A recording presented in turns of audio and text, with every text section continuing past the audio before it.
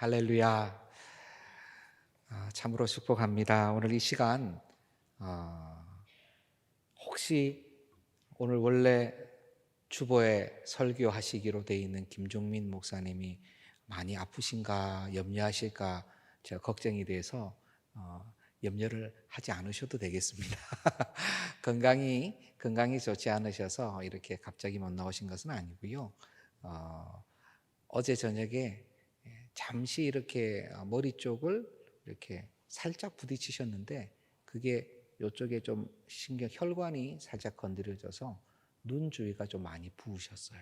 그래서 다 괜찮으시고 오늘 검사를 했는데 그래서 이제 붓기만 빠지면 다시 한번 은혜의 말씀을 나눠 주실 것입니다. 오늘 하나님께서 또 이렇게 마침 복음의 말씀, 우리가 다시 한번 생명의 말씀으로 준비되는 시간으로 허락해 주신 줄 알고 하나님의 딜레마라는 제목으로 말씀을 나누기를 소원합니다. 여러분은 딜레마를 경험하신 적이 많으신지 모르겠어요. 사실 딜레마 하면 무엇이 많이 생각이 나십니까?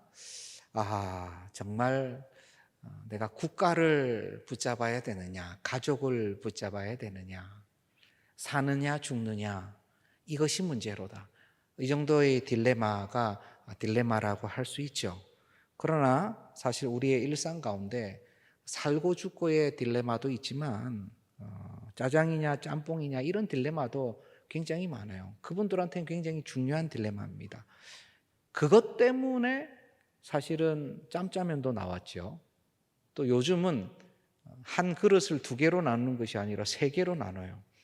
그래서 짜장면, 짬뽕, 그 다음에 한쪽은 볶음밥. 그래서 3개를 같이 먹는데 이것도 문제가 있어요. 볶음밥이냐 잡채밥이냐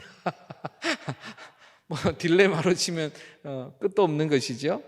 그런데 사실 이 딜레마라는 이 내용이요, 하나님께는 맞지 않는 내용입니다. 왜냐하면 전능자이신 하나님께 딜레마라는 것이 있다는 것이 맞지가 않죠.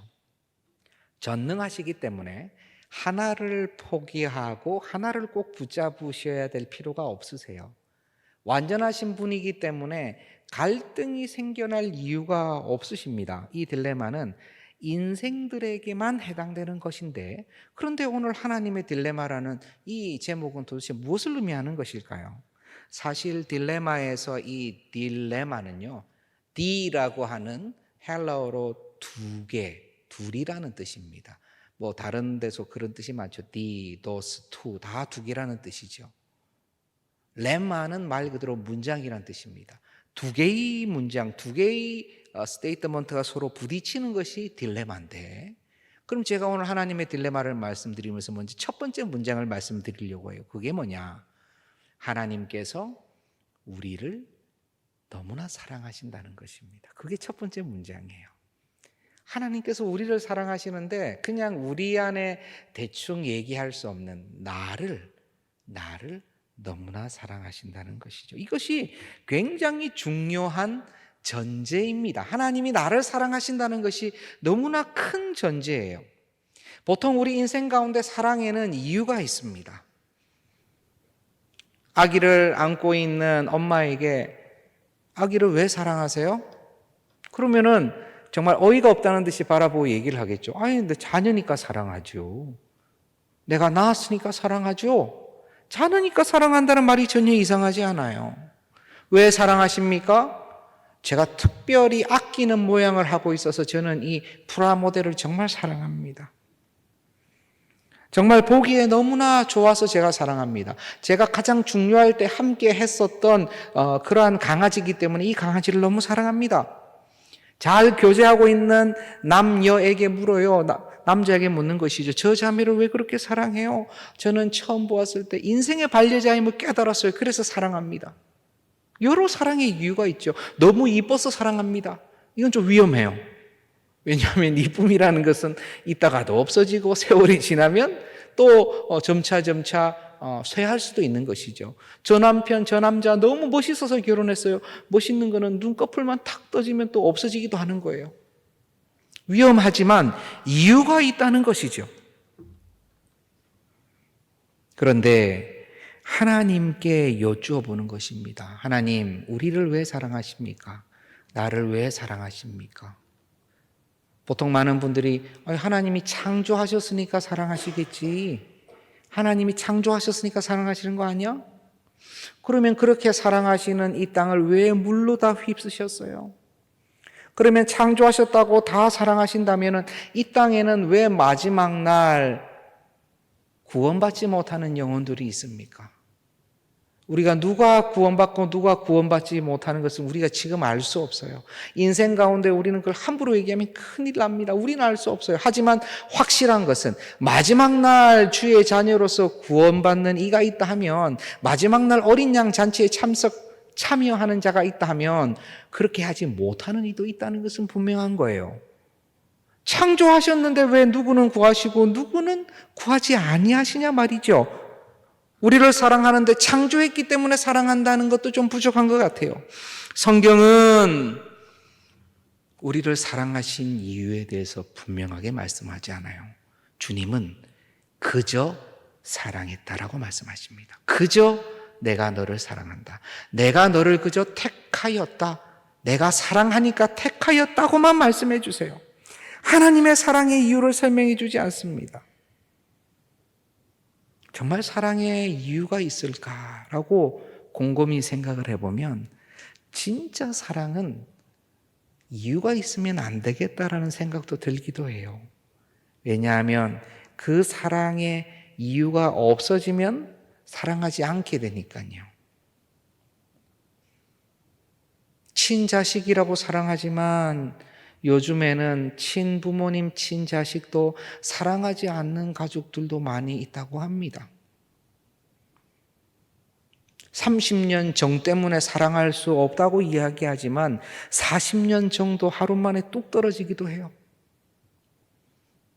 그것으로 사랑의 이유를 얘기할 수 없어요. 진짜 사랑이면 사실은 그저 사랑하는 것이 맞아요. 예수님 왜 날 사랑하나? 사랑이 구주를 죽게 했네. 옛날 이 가스펠송 아세요? 아주 옛날 가스펠인데요. 사랑이 구주를 죽게 했네. 왜 날 사랑하나? 아세요? 왜 주님 갈보리 가야 했나? 왜 날 사랑하나? 왜 날 사랑하나? 그 날 사랑하냐 이유는 이것이다라고 가르쳐 주지 않으세요. 내가 그저 아브라함을 택했다. 가인과 아벨 중에 아벨을 택했다. 에서와 야곱 중에 내가 야곱을 택하였고, 굳이 그 야곱의 12 아들들 중에서 유다를 통해서 내가 메시아를 내기로 주님께서는 결정하신 것입니다. 하나님은 우리를 그저 사랑해 주시고 나를 그저 택해 주셨어요. 요한일서 4장 8절을 한번 볼까요? 사랑하지 아니하는 자는 하나님을 알지 못하나니 이는 하나님은 뭐라고요? 사랑이심이라. 성경 곳곳에 하나님은 사랑이시라고 선포합니다. 하나님이 사랑이세요. 사랑이 원형이시고, 사랑이신 하나님께서 우리를, 나를 너무 사랑하신다는 거예요. 주께서 사랑하시는 동산의 권성 여러분, 하나님께서 나를 정말 사랑하신다라는 그 마음의 생각과 느낌과 확신이 있으십니까? 아유, 할렐루야. 사랑받는 이는 사랑을 받는다는 것을 압니다. 그러나 사랑을 받지만 그의 눈이 가려워져 있으면 내가 사랑을 받는지 잘 모를 때도 있어요. 마치 우리의 자녀들이 부모님의 사랑을 그렇게 많이 받지만 나는 사랑을 못 받는다라고 얘기하는 자녀들도 왕왕 보게 됩니다. 우리는 하나님의 사랑을 그렇게 받고 있는데 우리가 느끼지 못할 수도 있어요. 우리의 눈이 가리워져서. 그런데 분명히 알고 계셔야 돼요. 이 자리에 계시다는 것은, 이 말씀을 듣고 계시다는 것은, 내가 예수 그리스도를 주와 하나님으로 받았다는 것은 하나님께서 나를 너무나 사랑하신다는 그 증거입니다. 꼭 입술로 고백하셔야 돼요. 그런데 여기에 하나님의 딜레마의 두 번째 문장이 있어요. 뭐냐? 우리가 온전하지 못하다라는 것입니다. 우리가 온전하지를 못해요. 하나님은 공의로우시고 하나님은 완전하시고 하나님은 퍼펙트하신데 우리는 너무 흠결이 많아요. 우리에게는 죄악이 있어요. 하나님은 죄를 상종도 하지 못하시는 분입니다. 아니요, 안 하시는 분입니다. 하나님은 죄와 관계가 없으신 분입니다. 옷을 염색하는 것은 어려운 일이 아닙니다.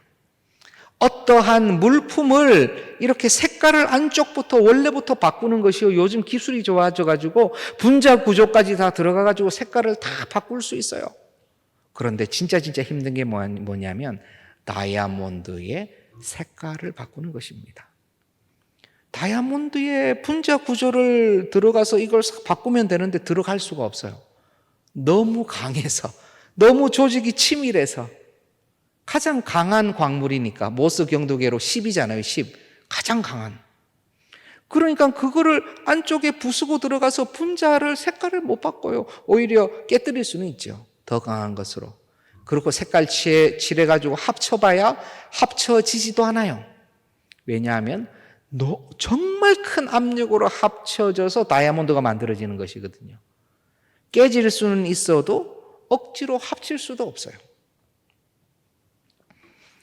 이 다이아몬드를 우리 하나님께서 만드셨죠. 제가 굳이 하나님의 공의로움과 정의로움과 완전하심을 정말 작은 다이아몬드에 살짝 비유를 했어요. 비교할 수도 없는 것을 제가 비교를 했어요. 그만큼 하나님은 죄와 상종하실 수가 없다는 것입니다. 어떤 죄도 하나님은 용납하실 수가 없어요. 그럼 하나님의 딜레마가 뭐예요? 그렇게 사랑하는 우리가 내가 죄덩어리라는 것입니다. 하나님께서 그렇게 아끼시는 사람이 죄로 점철이 되어 있는 존재라는 거예요. 성경은 인간이 죄라고 분명히 말씀합니다. 모든 사람이 죄를 범하였기 때문에 하나님의 영광에 이르지 못한다고 분명히 선포합니다. 동산에 성숙하신 모든 신앙의 성숙자들은 이 말씀을 잘 들어보시기를 바랍니다. 이미 다 알고 있는 말씀이지만 복음의 정수가 오늘 다시 한번 나눠지는 것이에요. 주님께서 싫어하시고 하나님께서 상종하지 못할, 도저히 구원을 받지 못하는 사람의 그 상태를 우리는 경험했나요? 하지 않았나요? 주님이 구원해 주시기 전에 우리는 동일히 그 상태에 있었어요. 동일하게 절대 구원받지 못하는 죄덩어리가 우리였다고 하는 것입니다. 흔히 죄라고 하면 예수님을 잘 모르는 사람들은 강도, 살인죄, 도둑질 이런 것을 죄라고 생각합니다. 하지만 우리는요, 사회법으로 금지한 것 외에도 완전하신 하나님 앞에서 부모에게 공경하지 않거나 거짓말을 하거나 이웃을 섬겨야 되는데 섬기지 않는다거나 사랑해야 되는데 사랑하지 않는 그러한 것도 죄라고 말씀합니다. 이런 행동으로 짓는 죄뿐만이 아니라 마음으로 짓는 미움, 시기, 교만, 질투도요, 우리는 죄라고 분명히 알고 있어요. 무엇보다도 성경은 하나님을 하나님으로 믿지 않는 것이 가장 큰 죄라고 말씀하고 있습니다. 우리가 주님을 모를 때는 너무나 큰 죄를 짓고 있는 것이죠. 하나님을 모른다 하기 때문에. 하지만 하나님을 알고 예수 그리스도를 나의 주 나의 하나님으로 고백한다 하더라도 우리는 다시 죄를 지어요. 우리의 육체로 남아있는 경향성, 편향성 때문에 우리는 다시 죄를 픽해요. 탁 들어올려요. 물론 그렇게 우리가 짓는 죄가 구원이 취소되는 죄는 아닙니다. 이미 주님께서 우리의 죄를 다 도말하셨어요. 그러나 하나님께서 싫어하시는 그 죄를 우리는 너무나도 지금 쉽게 짓는 경향이 또 있습니다. 예수님께서는 형제에게 라가 곧 욕을 하는 것, 형제를 바보라고 얘기하는 그것에 대해서 너희가 그것 때문에 공회에 잡힐 것이요 심판대 앞에 설 것이라고 말씀합니다. 형제를 미워하는 것을 어떤 죄로 비견하십니까? 살인죄로 비견하십니다. 형제를 미워하는 것이 살인하는 것과 같다라고 분명히 말씀을 하세요. 우리는 과장법이시구나, 제유법이시구나 이렇게 쉽게 얘기할 수 있지만 주님은 그렇게 말씀하신 적이 없어요. 분명히 그렇게 말씀하셨어요. 너무나 안타까운 것은 온전히 주님의 피로 말미암아 구원받은 우리도 그렇게 다시 한번 죄의 쇠사슬에 끌려갈 때가 많다는 것입니다.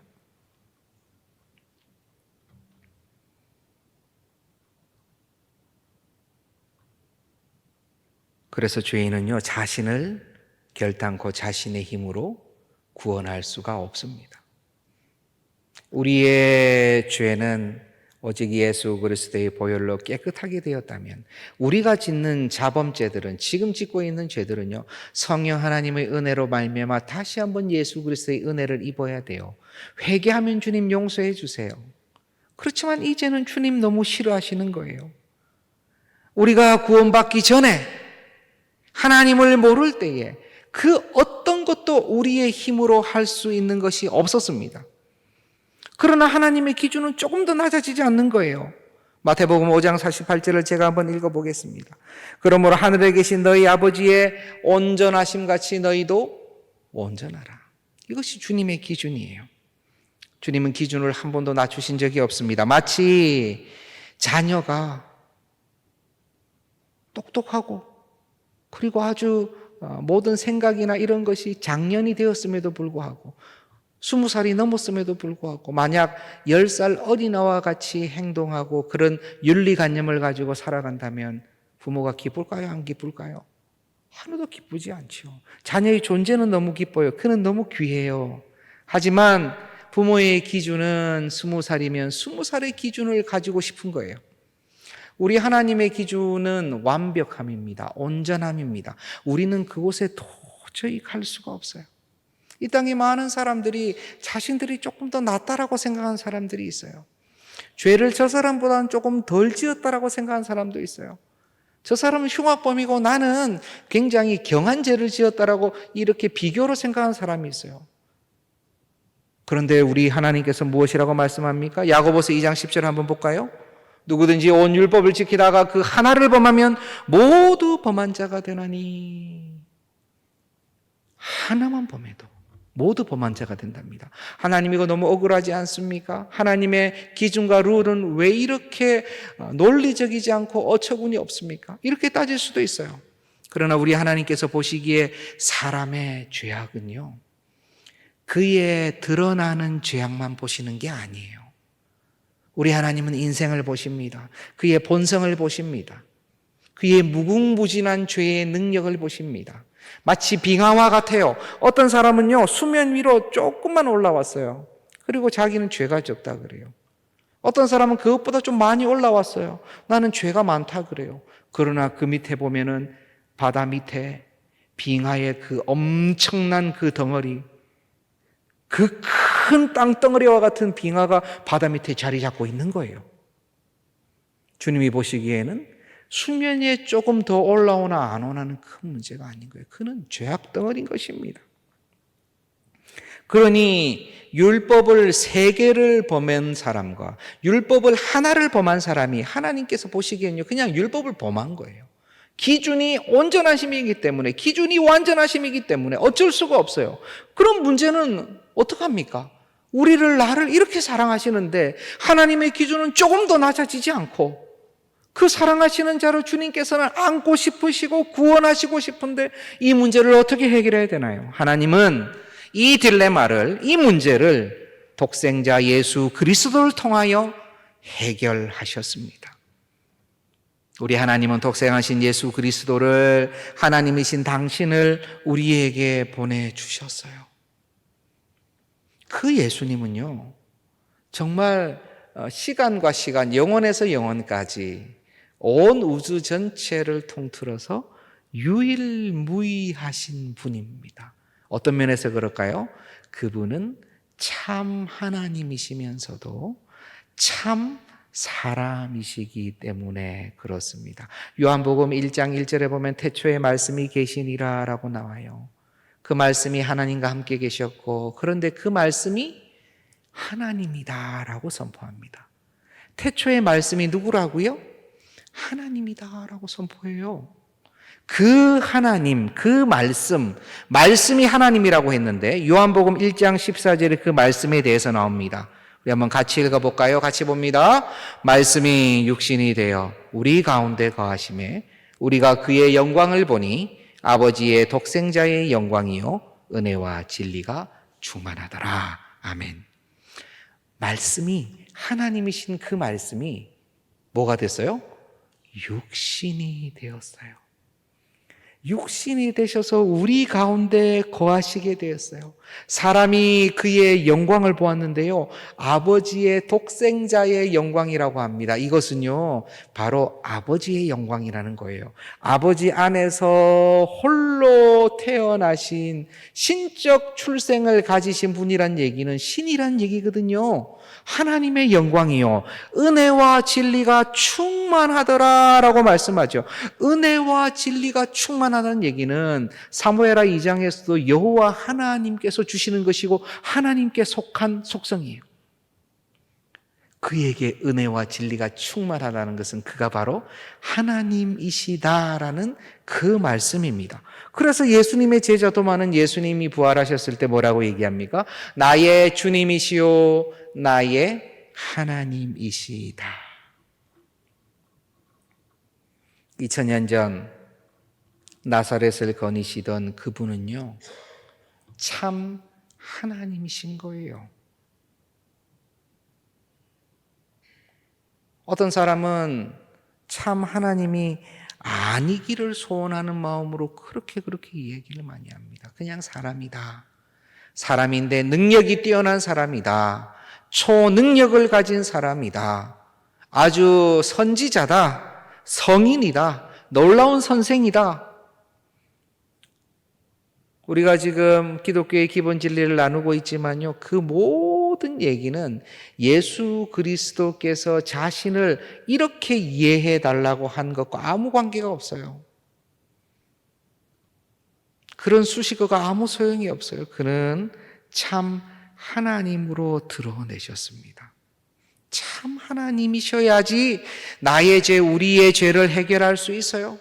참 하나님이 아니시면 불가능합니다. 그런데 또 우리 주님은 참 하나님이실 뿐만이 아니라 참 사람이기도 하시죠. 초대교회 때 예수 그리스도에게 너무 은혜를 받아서 우리 예수님이 사람이라는 것을 좀 부정하고 싶어하는 사람들이 있었어요. 어떤 식의 생각이었냐면, 와, 우리 하나님이 너무 사랑하셔서 우리에게 다가왔는데 우리가 보기에는 사람이 이렇게 거니고 예수님이 이렇게 거니신 것 같지만 사실 그것은 영이야, 영. 우리가 마치 우리와 함께 계신 걸로 느꼈지만 그것은 영이야. 어떻게 전능하신 하나님께서 우리같이 낮고 낮은 인간으로 오실 수가 있어? 너무 사랑하셔서 우리를 사랑하셔서 영처럼 보여서 우리처럼 보이게 같이 우리 안에 거하신 거야. 이렇게 주장하던 사람이 있었어요. 그런데 이것 역시 굉장히 예수님을 높이는 것 같지만 말도 안 되는 이단들이에요. 이걸 가현설이라 그럽니다. 정말 예수님께서 진짜로 나타난 게 아니라 가짜로 나타나셨다는 거예요. 유령처럼, 고스트처럼. 성경에서 사도들은요, 예수님께서 육체로 오신 것을 거부하는 자마다 심한 얘기를, 저주를 받을지어다라고 얘기합니다. 육체로 오셨다는 것에 대해서 다른 얘기를 하는 것은, 천사라도 그런 얘기를 하는 것은 저주를 받을지어다라고 얘기해요. 그 얘기는 뭐냐? 우리 예수님께서는 정말 사람의 몸으로 오셨다는 거예요. 하지만 죄는 없으시죠. 그리고 참 하나님이세요. 세상에 유일무이한 독특한 정말 놀라운 존재이신 겁니다. 그러나 사람의 육체를 가지고 계셔야지 돌아가실 수가 있잖아요. 누굴 위해 돌아가세요? 우리를 위해, 나를 위해. 내 죄 때문에 죽으셔야 되기 때문에 참 사람이셔야 되는 거예요. 그러나 참 사람이시면서도 그분의 돌아가심, 그분의 부활하심, 주님의 승천하심이 나의 죄와 나의 존재를 다 해결하셔야 되기 때문에 참 하나님이시기도 하셔야 되는 것입니다. 그래서 예수님은 말씀 그대로 참 하나님이시고 참 사람이신 거예요. 그렇게 오신 거예요. 그렇게 이 땅에 오셔서 나를 위하여 이곳에서 온전하고 완전한 삶을 사셨어요. 조금이라도 흠이 있으면 돼요? 안 돼요? 안 됩니다. 율법을 하나라도 범하시면 돼요? 안 돼요? 안 되는 거예요. 이 땅에서도 완전한 삶을 사시고 그리고 우리에게 영생 곧 천국을 선물로 주시기 위하여 나의 죄값, 우리의 죄값을 대신 지시고 십자가에서 죽으셨습니다. 그리고 다시 부활하셨죠. 저는 오늘 우리 동산의 권석들과 이 부분을 확인하고 싶습니다. 우리 주님께서 나의 죄를 위하여 죽으시고 다시 부활하시고 승천하시고 지금도 우리를 중보하시고 계심으로 말미암아 우리의 죄의 문제는 어떻게 됐어요? 해결이 됐습니까? 안 됐습니까? 뭔가 좀 흐릿하신 것 같은데 죄의 문제가 해결이 됐어요? 안 됐어요? 됐습니다. 영생을 얻지 못하게 하는 죄의 문제, 천국을 누리게 하지 못하는 그런 본질적 죄의 문제가 해결이 되었어요.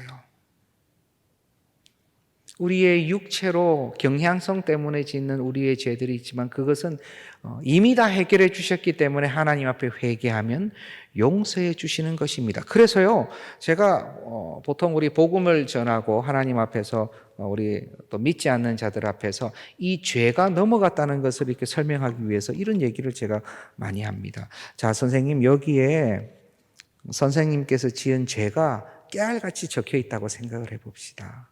보통 하루에 죄를 몇 번 짓는다고 생각할까요? 아까 제가 말씀드린 하나님의 기준에서 죄를 지으면 하루에 한 10번 짓는다고 생각할까요? 그러면은 한 달에는 몇 번이에요? 300번이네요. 그럼 1년이면 몇 번일까요? 갑자기 계산을 하려니까 3,600번인가요? 10년이면요. 36,000번. 100년 하면 좋은데 한 60년 하면 또 계산이 어렵죠? 엄청난 죄악들이 깨알같이 적혀 있는 이 죄. 도저히 구원받을 수 없는 나의 모든 죄가들. 그런데 예수님께서 이 죄를 위하여 나를 위해 고난을 받으시고 십자가에서 죽으시고 다시 부활하심으로 말미암아 이 예수님을 영접하고 믿는 자에게는 이 죄가 소리가 또 기가 막히게 났네요. 넘어간 것입니다. 주님께 담당시키셨어요. 이사야 53장 6절을 한번 볼까요? 우리는 다 양 같아서 그릇 행하여 각기 제 길로 갔거늘 여호와께서는 우리 모두의 죄악을 그에게 담당시키셨도다. 우리의 죄악을, 나의 죄악을 주님께 그냥 맡겨버린 거예요. 그래서 주님이 죄덩어리가 되신 거예요.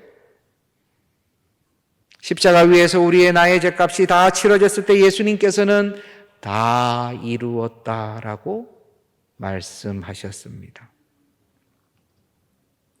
그리고 예수님은 우리에게 천국의 영생을 선물로 주시기 위해 부활하시고 승천하셨죠. 저는 우리 동산의 영가족들께 여쭙고 싶습니다. 주님께서 나의 죄를 다 대신 지시고 죽으시고 부활하시고 승천하심으로 말미암아 나의 죄의 문제가 해결되고 오늘 하나님께서 나를 부르셔도 천국에 들어가실 준비가 되어 있으십니까? 되어 있으세요? 아직은 조금 멀었습니다. 영생을 우리가 누려야 될 터인데 만약 하나님께서 천국 문 앞에서 만약 내가 너를 나의 천국에 들어가게 해야 될 이유가 뭐냐라고 물으시면 무엇이라고 대답하시겠어요? 뭐라고 대답하시겠어요? 그러게요? 그러시면 안 되죠? 저는 예수님을 나의 주님, 나의 하나님, 나의 구세주로 믿습니다. 이렇게 말씀하시면 돼요. 굉장히 의미 있는 물음입니다. 내가 너를 나의 천국에, 나의 영생으로 입장하게 할 이유가 뭐냐? 우리는 예수 그리스도를 믿는 믿음밖에 없어요. 우리의 공로로는 안 돼요. 우리가 잘 해보자고 율법의 지킴으로는 안 돼요. 오늘 혹시 이곳에 또 이 말씀을 듣는 분들 가운데 구원의 확신, 천국으로 들어갈 수 있는 그 은혜의 확신, 주께서 온전히 모든 부분을 다 해결하시고 책임지신다는 내 마음 가운데 확신이 없고 여전히 공포, 두려움, 외로움, 부족한 자신감 가운데 계시다면 오늘 이 말씀 가운데 다시 한번 예수 그리스도를 고백하시기를 바랍니다. 다시 한번 주님을 나의 주 나의 하나님으로 영접하시기 바랍니다. 그 부분을 꼭 다시 확인하시기 바라요. 주님께서 나의 눈을 열어 보게 하실 것입니다. 요한복음 6장 47절 한번 볼까요? 진실로 진실로 너희에게 이르노니 믿는 자는 영생을 가졌나니. 진실로 진실로 너희에게 이르노니, 믿는 자는 영생을 가질 거라고 되어 있어요? 가졌다라고 되어 있습니까? 가졌다라고 되어 있죠? 가졌으니. 우리는 예수 그리스도를 나의 주 나의 하나님으로 고백하고 주님의 자녀와 제자로 걸어가는 바로 지금요, 이미 영생을 소유한 자들입니다. 이것은 소유한 영생이 이제 나중에 드러날 거예요. 아직까지 영생을 얻지 못했다가 아닙니다. 물론 누리는 것은 나중이겠지요. 하지만 이 삶이 계속해서 연결이 되어 이 땅을 떠나는 첫 번째 죽음을 지나 우리 하나님 앞에서의 의의 심판 두 번째 죽음에 이르기까지 우리는 끝까지 그 이후로도 생이 연결이 될 거예요. 영생을 누리게 될 거예요. 이것이 얼마나 거친 말입니까? 얼마나 놀라운 말씀입니까? 세상 사람들이 듣기에 얼마나 부담스러운 말입니까? 영생? 그러나 이게 복음이에요. 이게 복음이에요.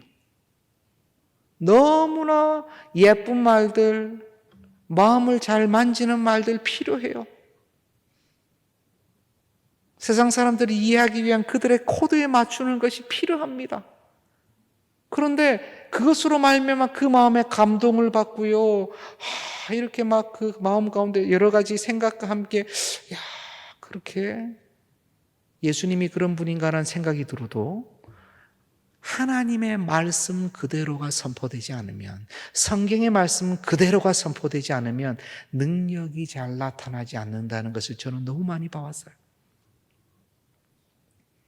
거친 하나님의 말씀이요, 그대로 선포돼야 돼요. 믿는 자에게는 영생을 주신다라는 그 말씀이 그대로 선포돼야 되고요. 예수님의 보혈의 피가 우리의 죄가를 씻는다는 말씀이 그대로 선포돼야 되고요. 정말 미안하지만 당신은 죄인이라는 얘기가 그대로 선포돼야 돼요.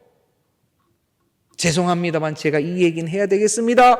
여러분은 성경의 기준으로는 구원받을 수 없는 죄인입니다라는 얘기를 해야 될 수밖에 없어요. 그러지 않으면 예수님을 받을 수가 없어요. 내 죄가 없는데 예수님을 왜 받나요?